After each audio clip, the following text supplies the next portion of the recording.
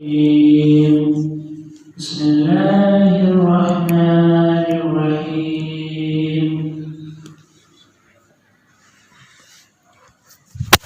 لا تضار والدة بولدها ولا مولود له بولده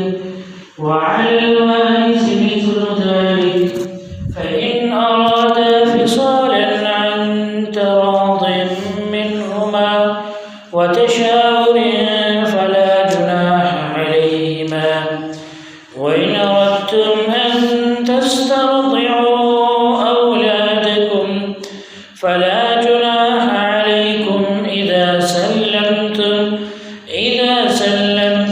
ما آتيتم بالمعروف واتقوا الله واعلموا أن الله بما تعملون بصير.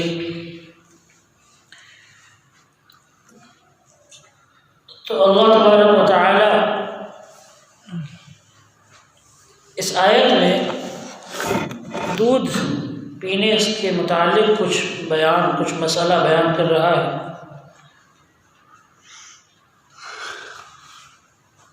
اس سے پہلے اللہ تعالیٰ نے بیان کیا تھا کہ بچے کا جو باپ ہے اس کے اوپر یہ ذمہ داری ہے کہ وہ دودھ پلانے والی کا انتظام کرے، ان کے لیے روزی کا انتظام کرے، ان کے لیے اچھے سے کپڑے کا انتظام کرے، اور جتنا اس کے بس میں ہو اس حساب سے وہ انتظام کرے.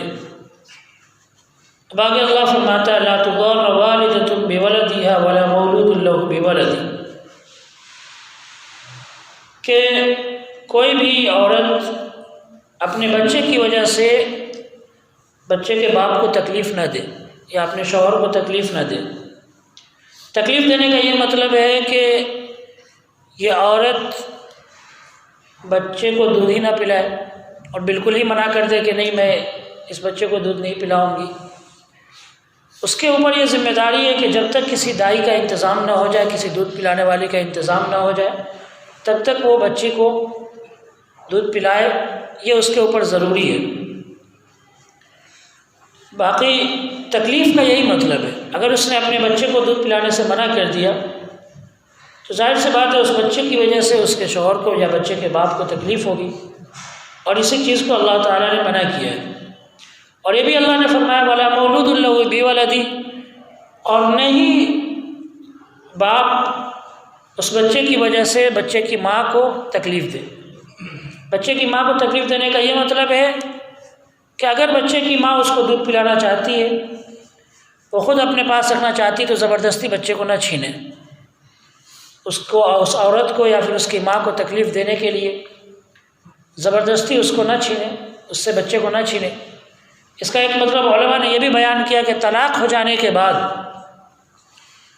بچے کو اس کی ماں سے نہ چھینے. کب تک؟ جب تک وہ دودھ پینے کی عمر میں ہے. جب تک وہ دودھ پینے کی عمر میں ہے تب تک بچے کا جو حقدار ہے وہ ماں ہوگی. اور یہاں سے بڑا مسئلہ شروع ہوتا ہے پرورش کرنے کا، کہ آخر پرورش کا حقدار کون ہے، باپ ہے یا ماں ہے. یعنی کہ اگر باپ میں طلاق ہو جاتی ہے بچے کے پیدا ہونے کے فوراً بعد، تو یہ بچہ اب کس کے سپرد ہوگا، بچہ کس کو دیا جائے گا. یہ ایک اہم مسئلہ ہے اسلام کا. اب لوگوں کو اسلام کا مسئلہ معلوم نہیں ہوتا ہے تو لوگ کورٹ میں پہنچ جاتے ہیں، اور جب کورٹ میں اور عدالت میں پہنچ جاتے ہیں تو عدالت پھر ہمارے اپنے مسئلے کے اندر دخل اندازی کرتی ہے، ہمارے اپنے مسئلے کے اندر کورٹ آ کر ہستکشیپ کرتی ہے، تو اس کی وجہ سے پھر ہم پریشانی اٹھاتے ہیں. تو بہتر یہ ہے کہ اسلامی جو قانون بتایا گیا ہے اس کے حساب سے ہم جو چیز گھر کے اندر، جو مسئلہ گھر کے اندر حل ہو سکتا ہے، اس کے لیے عدالت کے کیوں چکر لگانا، اس کے لیے کورٹ کے کیوں چکر لگانا. تو اسلام کا یہ فیصلہ ہے کہ جب تک بچہ دودھ پینے کی عمر میں ہے، جب تک بچہ پرورش کے لائق ہے، تب تک بچہ اپنے ماں کے پاس رہے گا. اگر بچہ اس عمر کے بعد ختم ہو جاتا ہے، یعنی کہ پرورش کی عمر اس کی ختم ہو جاتی ہے، دودھ پینے کی عمر اس کی ختم ہو جاتی ہے، تو اب اس کے بعد میں علماء نے یہ بیان کیا کہ دیکھا جائے گا بچے کے اندر، بچے اور باپ میں باپ کے لیے اور عورت کے لیے، دونوں شوہر اور بیوی دونوں میں سے دیکھا جائے گا کہ کون زیادہ دیندار ہے، اور بچے کو دیندار کون صحیح طریقے سے بنا سکتا ہے، ان کو دین کی تعلیم، اسلام کی تعلیم کون بہتر طریقے سے دے سکتا ہے، اس کو بچے کو دے دیا جائے گا، ماں اور باپ میں سے جو بھی ہو۔ یہ علماء کا ایک متفق علیہ فیصلہ ہے۔ یہ کب ہے؟ جب بچہ دودھ پینے کی عمر کو نکل گیا لیکن ہوش و حواس کی عمر کو نہیں پہنچا ہے، تب اس کے باپ کو دے دیا جائے گا، یا پھر اس کو دیکھا جائے گا کہ کون زیادہ دیندار ہے، اسے دے دیا جائے گا بچے کو۔ لیکن اگر ایسا مسئلہ آتا ہے کہ بچہ ہوش و حواس کی عمر کو پہنچ گیا، اچھے اور برے کے فرق اس کو ہونے لگی ہے، اب بچہ کس کو دیا جائے گا؟ تو اس سلسلے میں حدیث ہے، اللہ کے رسول صلی اللہ علیہ وسلم کی صاف حدیث ہے۔ ایک عورت آئی اور اس عورت نے نبی صلی اللہ علیہ وسلم کے سامنے یہ بات رکھی کہ میرا یہ بچہ ہے اور میری گود ہی اس کے لیے رہنے کی جگہ ہے، اور میں ہی اس کو دیکھتی ہوں، پالتی پوستی ہوں، میرے شوہر نے مجھے طلاق دے دی ہے، اب یہ شوہر میرا اس بچے کو مجھ سے چھین رہا ہے۔ تو اللہ کے رسول صلی اللہ علیہ وسلم نے کہا کہ نہیں، یہ بچہ تمہیں ملے گا۔ اب وہ شوہر اس کا آیا یہ کہتے ہوئے کہ میرے بچے کو مجھ سے کون چھینے گا۔ جب یہ دونوں میں آپس میں یہ بات ہو گئی، لڑائی کی نوبت آ گئی، تو نبی صلی اللہ علیہ وسلم نے عورت کو ایک طرف بٹھایا اور مرد کو ایک طرف بٹھایا اور بیچ میں بچے کو بٹھا دیا، اور پھر بچے کو کہا کہ تمہیں جس کے پاس جانا ہے چلے جاؤ۔ تو وہ بچہ اپنی ماں کے پاس چلا گیا اور وہ ماں اس بچے کو لے کر چلی گئی۔ تو اس حدیث کے اعتبار سے علماء نے یہ بیان کیا ہے کہ اگر بچہ ہوش و حواس کی عمر کو پہنچ جائے تو اگر ماں باپ میں طلاق ہو گیا ہے، شوہر اور بیوی میں طلاق ہو گیا ہے، تو بچے کو فیصلہ کرنے کا حق دیا جائے گا کہ وہ بچہ جس کے پاس رہنا چاہے وہ خود رہ سکتا ہے، کب؟ جب ہوش و حواس کی عمر کو پہنچ چکا ہو تب۔ لیکن اس سے کم کی عمر ہے تو ظاہر سی بات ہے وہ اپنے ماں کے پاس ہی بچہ رہے گا۔ اگر ماں نہیں ہے، ماں مان لو مر گئی، اتفاق سے ایسا ہوا کہ بچے کے پیدا ہونے کے وقت بچہ پیدا ہوا، ادھر ماں کا انتقال ہو گیا، اگر ایسا ہوتا ہے تو اس سلسلے میں اللہ کے رسول صلی اللہ علیہ وسلم نے یہ فیصلہ کیا ہے کہ ماں کے نہ ہونے کی صورت میں خالہ زیادہ حقدار ہے بچے کی پرورش کی۔ تو اس کے بچے کی پرورش کس کو دی جائے گی؟ خالے کو دی جائے گی، جو اس کی خالہ ہے اس کو دی جائے گی۔ اور اس سلسلے میں حدیث بھی ہے، اللہ کے رسول صلی اللہ علیہ وسلم کی حدیث ہے جو حضرت حمزہ رضی اللہ عنہ کی بیٹی کے تعلق سے میں نے کل بیان کیا تھا کہ حضرت حمزہ رضی اللہ عنہ کی بیٹی جب نبی صلی اللہ علیہ وسلم کے پاس آئی تو 3 لوگ ان کی پرورش کے لیے آپس میں جھگڑنے لگے۔ ایک تو حضرت علی رضی اللہ عنہ، دوسرے حضرت جعفر رضی اللہ عنہ، اور تیسرے حضرت زید رضی اللہ عنہ۔ یہ تینوں کہنے لگے کہ نہیں، ان کی بیٹی کو میں پالوں گا، میں پوسوں گا۔ تینوں آپس میں یہ بحث کرنے لگے۔ جب یہ معاملہ نبی صلی اللہ علیہ وسلم کے پاس پہنچا تو نبی صلی اللہ علیہ وسلم نے حضرت جعفر رضی اللہ عنہ کو دے دیا کہ حضرت حمزہ کی بیٹی کی پرورش حضرت جعفر کریں گے۔ کیوں؟ کیونکہ حضرت جعفر کی جو بیوی تھی وہ اس بچے کی خالہ تھی، تو اس لیے حضرت حمزہ کی بیٹی کو ان کے حوالے کر دیا گیا۔ تو جب بچہ اگر ایسا ہے کہ اس کی ماں کا انتقال ہو گیا اور وہ دودھ پینے کی عمر میں ہے، پرورش کی عمر میں ہے، اس کو پرورش کی ضرورت ہے، تو ماں کے بعد خالہ حقدار ہوتی ہے، پھر خالہ کے بعد باپ کا نمبر آتا ہے، خالہ کے بعد پھر باپ کا نمبر۔ تو یہ اسلام کا اصول ہے، اس کو اگر ہم اپنے سماج کے اندر لے آئے، اپنے گھر کے اندر لے آئے تو ہمیں پریشانی نہ اٹھانی پڑے گی، اور گھر کی بات ہے، گھر کے ماحول کے اندر ہم خود گھر میں بیٹھ کر یہ فیصلہ کر سکتے ہیں، اسلام کے مطابق صحیح فیصلہ کر سکتے ہیں۔ تو اللہ تعالیٰ نے یہاں پر بیان کیا وَلَا مَوْلُودٌ لَهُ بِوَلَدِهِ کہ باپ بھی بچے کو نہ چھینے زبردستی ماں سے۔ اگر ماں پرورش کرنا چاہتی ہے، ماں دودھ پلانا چاہتی ہے، اور بہتر یہ ہے کہ جو مزدوری پیسے دے دوسری دائیں کو وہ اپنی بیوی کو ہی دے دے، اور وہ اپنی بیوی کے ذریعے سے ہی دودھ پلوا دے، پرورش کروا دے۔ لیکن چونکہ یہ قرآن کی جو آیتیں ہیں، آپ یہ سمجھیں کہ یہ عرب کے اعتبار سے جو اس وقت کی حالت تھی اس کے اعتبار سے نازل ہوئی تھی۔ آج میرے خیال سے بہت ہی کم ایسا ہوتا ہوگا کہ ایک عورت اپنے بچے کو اپنے سے جدا کرنا چاہتی ہے، لیکن اس زمانے میں یہ ماحول تھا کہ جب بچہ پیدا ہوتا تھا تو ماں شاید ہی کچھ دنوں تک دودھ پلاتی تھی، اور اس کے بعد میں بچے کو دائی کے حوالے کر دیا جاتا تھا اور وہی اس کو دودھ پلاتی تھی، اور باپ ذمہ دار ہوتا تھا بچے کو دودھ پلانے کا۔ تو یہ اس اعتبار سے، آج کے اعتبار سے بھی اگر ایسا مسئلہ آتا ہے تو یہی حکم ہوگا۔ وَعَلَى الْوَارِثِ مِثْلُ ذَلِكَ، اب اللہ تعالیٰ بیان کرتا ہے کہ وارث پر بھی یہی معاملہ ہوگا، یعنی مان لو کہ بچے کا باپ مر گیا تو بچے کا ذمہ دار جو ہوگا وارث، اس کے اوپر وہ تمام حکم آ جائے گا جو باپ کے اوپر ہے، یعنی کہ دائی کو خرچہ دینا، ان کے کپڑے کا انتظام کرنا، ان کے لیے جو بھی اچھا سے اچھا ہو سکتا ہے وہ دینا، ہدیہ تحفہ جو بھی ہو سکتا ہے بچے کے دودھ پلانے کے بدلے میں، وہ ساری چیزیں جو بچے کا ذمہ دار اب ہوگا باپ کے مرنے کے بعد میں، وارث جو ہوگا بچے کا،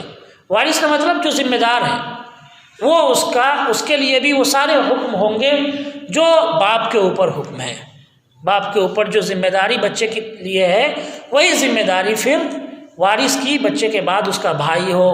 یا پھر اس کا چچا ہو، جو بھی اس کا ذمہ دار بنتا ہے گھر کا،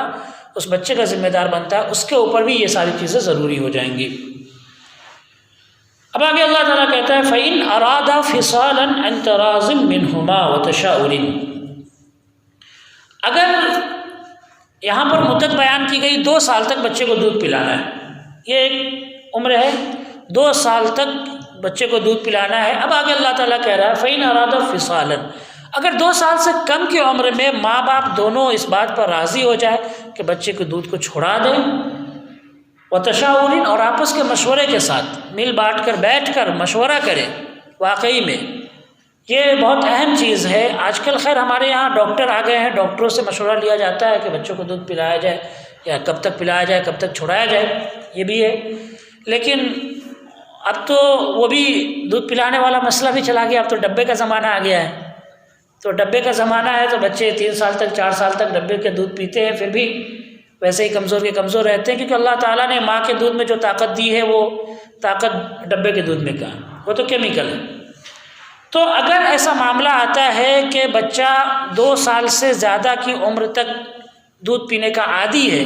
تو میں نے آپ کو بتایا تھا کہ علماء کا یہ کہنا ہے کہ بہتر یہ ہے کہ 2 سال سے زیادہ تک نہ پلایا جائے، کیونکہ اس سے بچے کو پریشانی ہونے کا خطرہ ہے۔ 2 سال تک کم سے کم پلائے۔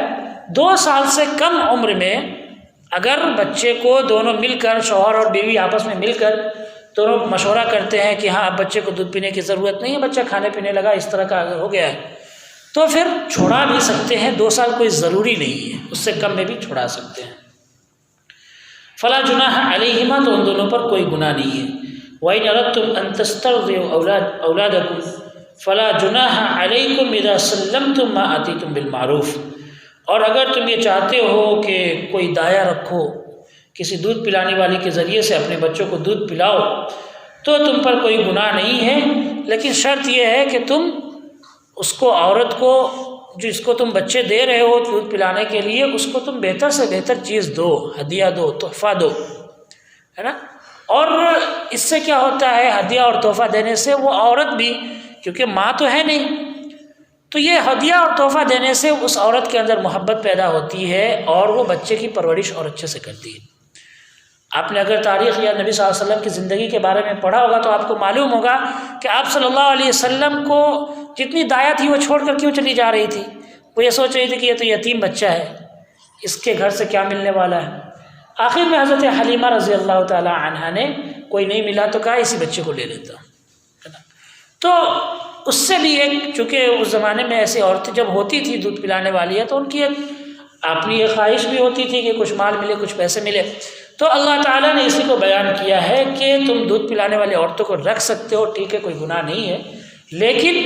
پھر یہ ہے کہ بہتر سے بہتر جو ہو تم ان کو دو۔ واتقوا اللہ واعلموا ان اللہ بما تعملون بصیر، اور تم اللہ سے ڈرتے رہو، اللہ سے ڈرتے رہو، اللہ کا تقوی اختیار کرو، اور یہ بات جان لو ان اللہ بما تعملون بصیر، کہ اللہ تبارک و تعالی ان تمام چیزوں کو دیکھ رہا ہے جو تم کرتے ہو۔ تمہارے جو اعمال ہیں وہ اللہ کی نظر میں ہیں، اللہ تبارک و تعالی سے چھپے ہوئے